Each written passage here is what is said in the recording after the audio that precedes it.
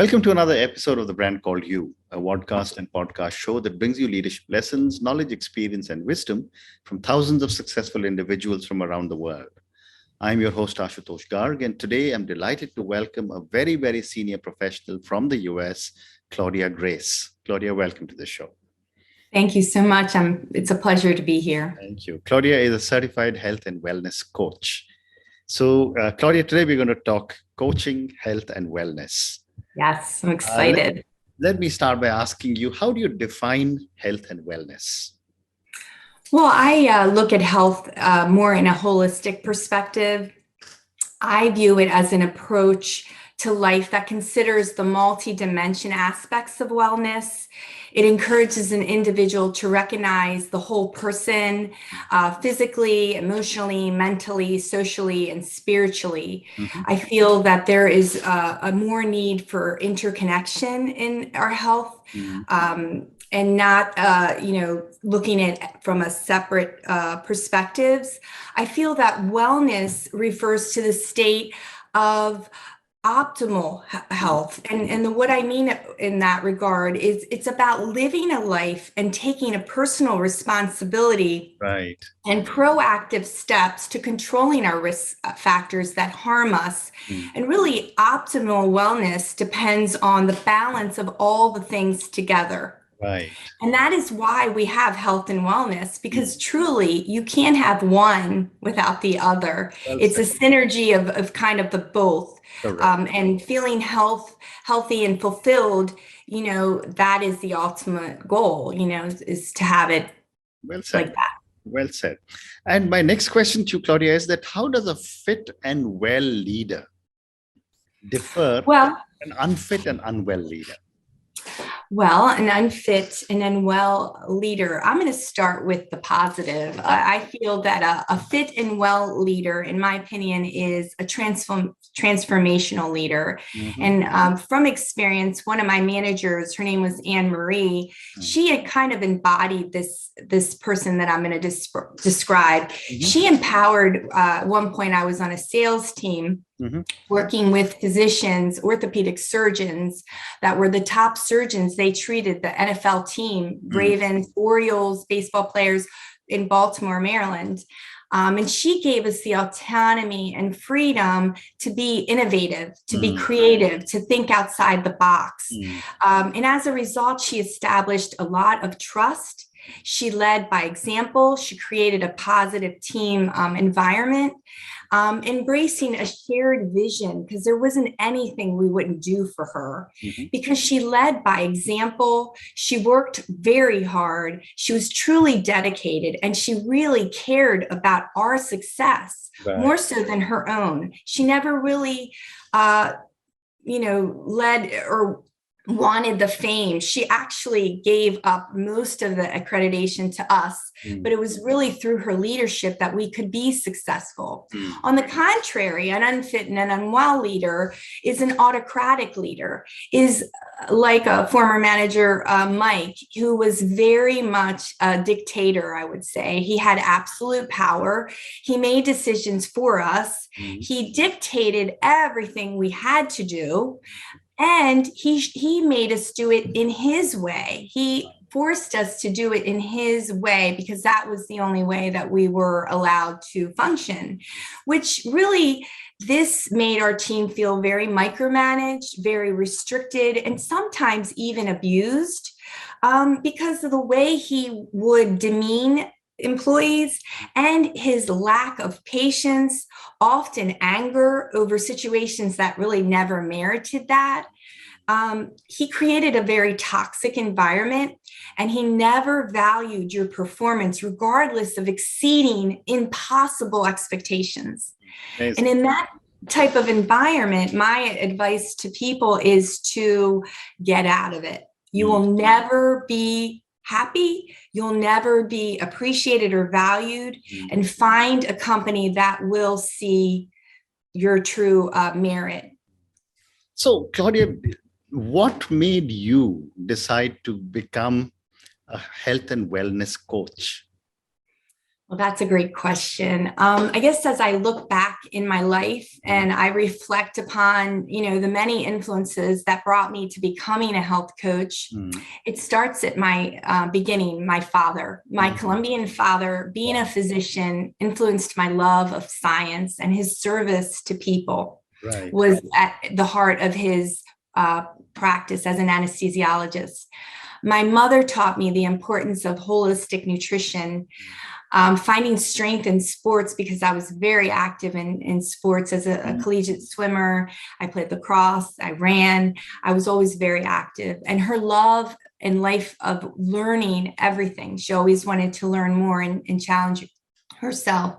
And lastly, overcoming my dyslexia and graduating magna cum laude in my master's program in education really redefined my life. I help entrepreneurs, executives, and organizations to overcome burnout, stress, management of chronic conditions, mental health support. Today, my life's work and passion is in service to others.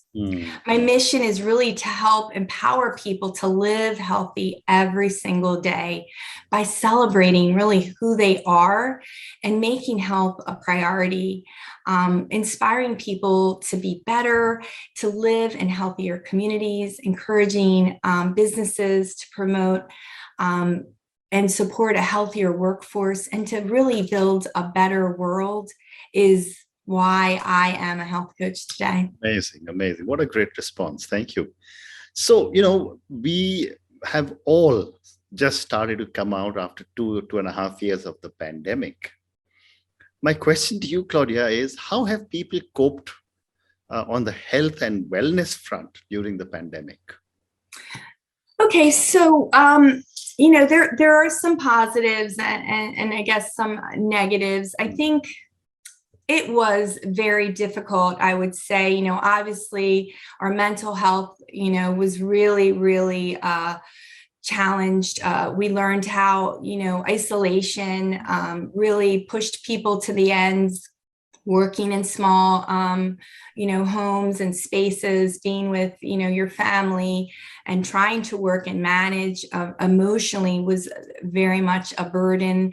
I think that it really just made people appreciate the positives were that we had gratitude for our health, that we had to really go inside and dig deep and find what good can come out of it. Our immune health, learning more about nutrition and how we really need to treat our body better, how we need to really put our health first, how companies had to reorganize and give more emotional mental health support.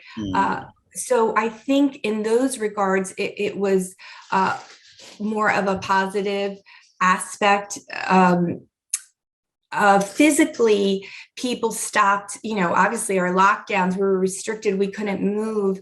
Physically, it was very challenging. The majority of people gained in excess of 29 pounds, which probably wasn't attributed to over snacking, alcohol consumption increased. But, then online programs were able to pivot and offer online programs, healthy alternatives, a lot of nutritional counseling, mental health counseling, telemedicine helped. Companies were able to help us in these moments of difficulty overcome our emotional and physical adversity. I think, we really need to encourage movement. Exercise is number one, helps our moods, helps our depressive symptoms. It gives us, physical strength. I know that my best days are when I start with exercise. It makes a very big difference in all we do. Well said. You also say, Claudia, that achieving wellness is multifaceted. It's more than just physical health. It's also emotional, social, and environmental. Help me understand this and give me an example. Sure. So, like you said, I do believe the health, especially holistic health, it really looks kind of at all the aspects of us, because we're not just one thing. And our physical health, like I just mentioned earlier, is, that we move our bodies, sitting, moving can be walking for 10 minutes, getting outside, doing yard work. It doesn't necessarily mean you have to run a marathon or do this labor intensive, thing. It's really finding what you like. You like to dance, learn to dance. There are dance workouts. There are so many things we can do. We nourish our bodies with whole foods. Many fast food restaurants are really hurting our health, and people need to go back to the basics and eat what is from earth, which prevents illness and disease. We learned about our social dimension with isolation and how detrimental that was. Maintaining long-term relationships. We are meant to be in community. Isolation is not healthy for us. Get on FaceTime, call people, meet up now that we are allowed to get out again, be among people, because that helps us thrive. Emotionally, a person needs to be able to identify and express their own emotions, appreciate that no one is just like you, and be more open to accepting how other people think without judgment, and also to be able to cope better in stressful situations is very important. Our intellect, developing an intellect, not only is important, in how we learn in school, and also to excel at work. It prevents us from getting mental health illnesses. It actually helps us avoid Alzheimer's, what else? Dementia. And by keeping our brain active and working, by obviously our nutrition also can help deter that. And our last one is spiritual, which is developing a sense of purpose and meaning in life. And some people believe in God, I do, or a higher power, our connection to the universe. But we can also, if faith isn't your thing, you can also get that feeling of spirit through nature, through meditation, through volunteering our lives, giving to other people, and through our families are a way to bring all these aspects into our life to feel more whole and connected. Fascinating. You also talk about that you create integrative programs addressing a broad variety of health issues, stress reduction, chronic disease management, nutrition, and mental health awareness and support. That's a very, very broad spectrum. Help me understand what exactly you're doing, and maybe explain it with one or two examples without any names, of course. Sure, of course. So my integrative programs are designed around the human body and are, like you said, the mind, body, and spirit connection, because I want to focus on prevention, recovery, and rebuilding. My approach, and like as you mentioned, really stems from a journey that is personal about the person in the present, our past, because that truly affects our present behavior. If we don't address those issues, and really our root causes of those issues. And I have 3 examples. I use the mind-body connection in guided imagery. It's called like positive visualization. And the reason why that's so important to me is when I was 13, I was in a biofeedback study.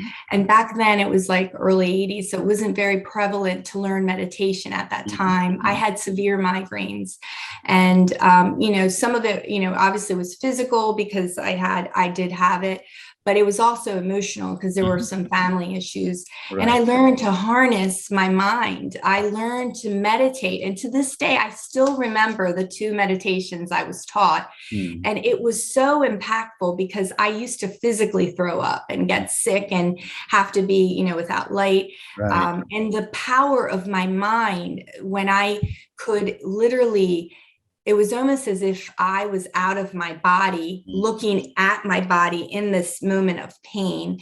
And I learned to float. To me, floating was releasing this pain out of my body. And I would envision this blue light lighting up my system and pushing this, this pain out, as this energy was lifting me higher. And the more I relaxed, the more I would release the pain. And I have an example with one of my clients who was highly critical, and that's the same that he had. He was self-loathing and very critical. And I taught him to visualize what he wanted to be, the old John to the new one, and envision his life. And I helped guide him in that way. And slowly, he released not only his weight, but his negativity, and his vibrant thoughts began to lead his actions. And slowly he lost 50 pounds in 6 months, and he reestablished. So he let go of so much pain and trauma and things from his past, that he was able to leave his job and get a new job, rekindle his marriage, and strengthen his family relationships, and all because we were able to get to some places that really needed to come out and let it go. And he shared with me that he was always afraid to go to the doctors because he knew that he wasn't treating his body right, and he would lose 20 pounds and gain it over and over, and he said he didn't even tell me he was going. And afterwards, he was just ecstatic because he had lost so much weight, and his doctor couldn't believe it. Like, he had never looked so good. Everything about him changed. And that was an exciting story. The second thing I teach is breathing exercises for stress management. By focusing and controlling our breath, we can change how we think and feel, which is so powerful. People don't realize that in 10 minutes, really 5 minutes, when you breathe through a really stressful moment, it completely changes everything. Your body relaxes. You can actually make better decisions and not impulsive ones. We don't think accurately when we're emotional like that. We're going to say probably the wrong thing because all our blood flow is going to our limbs to get out of that danger. So our cognitive functions aren't really optimal when we're stressed. It changes our emotional state, and it also calms our brain and our parasympathetic system by breathing. I have an example. My one client came, and I met on Zoom, and she's like, I have to cancel. I'm having a day. I can't see you. And so I asked her if we could do a breathing activity. We went through it, completely calmed her down. So much so that she did want to stay in session with me. We were able to, she was dealing with a life and death situation with her husband, who was very, very sick. He had COVID, and she just thought that her life was over.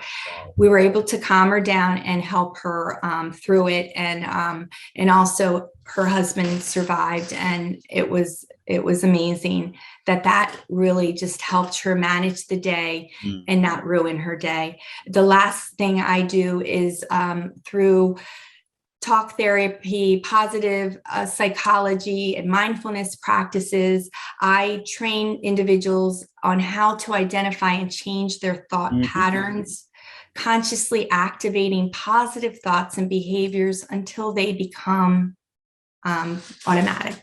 Amazing. And yet, one of the things that you also talk about is diet.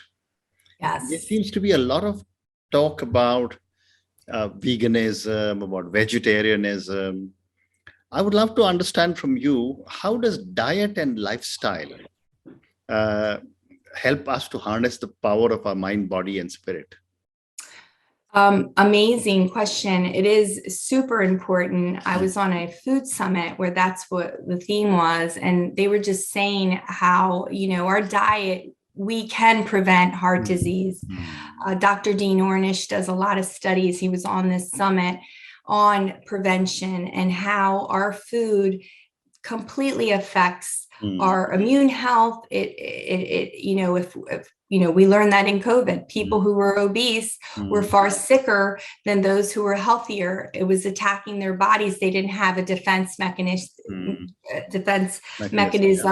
to fight the sickness. And really, plant-based diets are recommended in staying healthier. We all need different things. Not everyone that's not best for everyone, but it is recommended to incorporate maybe a day of a meatless day to help you stay healthier. The plants are so beneficial to our lives. They help us stay leaner and stronger. We can find proteins that balance us and give us energy. There were so many studies Dean Ornish cited on heart health in America and United States. A person dies every 40 seconds to heart disease. Wow. It's alarming. We have a 43% obesity rate in the United States, which is unfathomable. That in today's world, with all our science here, that we have almost 50%, 43%. It has increased 13% in 10 years. But prevention is what we eat, eating of earth, eating what's natural, that is not, GMOs, not processed or with high sugars.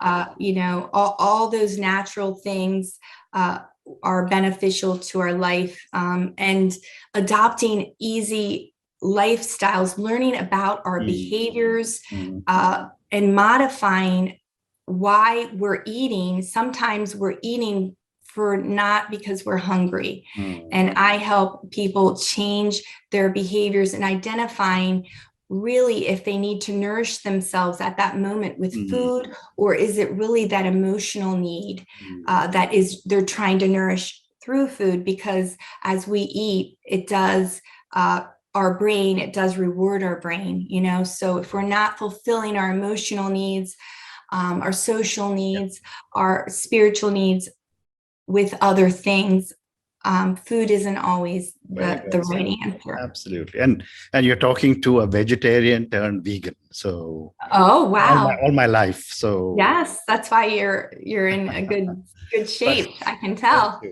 And my last question to you, Claudia, and this is for the many people who will listen to our conversation. Okay. Based on your incredible knowledge of health and wellness, and you've spoken to me at such length about how you can make so many changes if you were to exercise well, eat well, exercise your brain, so to speak, and so many other things. Yeah. What would you say are 3 lessons you would want our viewers and listeners to take away from our conversation? I would say the 3 lessons are, the first one is to embrace failure. Learn to love to fail. Yeah. That's something I learned later in life, and I really wish I learned it younger, because I was always, I've worked on this. I am a perfectionist. I'm not anymore. I've let that go. Okay. But in that spectrum of trying to work hard, and especially being dyslexic, I had to. That was the only way I knew. I mean, because I struggled with reading as a young child. So me being perfect and working hard was just innate. There was no other choice. So failing to me was like the imposter syndrome, like I wasn't good enough, right?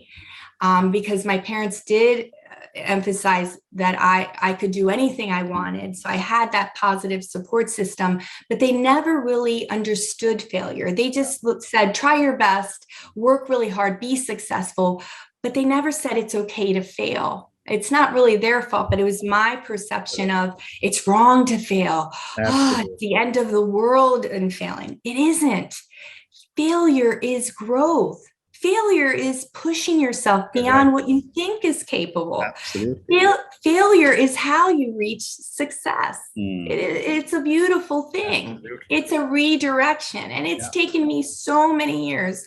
If anyone can take one thing away, is fail often and fail a lot, and you will reach the success you want. And be compassionate in that. Learn your lessons, be flexible, and fail forward in your success. How wonderful. Claudia, on that note, thank you so much for speaking to me. I loved your last comment. It's okay to fail. In fact, a year and a half ago, I published a book on failure. Oh, did you? And exactly the same hypothesis. Nobody teaches children it's okay to fail. No. But thank you so much for speaking to me. Thank you for talking to me at such length about your coaching journey in the area of health and wellness. And I'm sure so many people must be benefiting from all the great work that you are doing.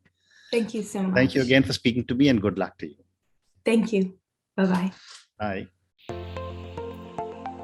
Thank you for listening to the Brand Called You videocast and podcast, a platform that brings you knowledge, experience, and wisdom of hundreds of successful individuals from around the world. Do visit our website www.tbcy.in to watch and listen to the stories of many more individuals. You can also follow us on YouTube, Facebook, Instagram, and Twitter. Just search for the Brand Called You.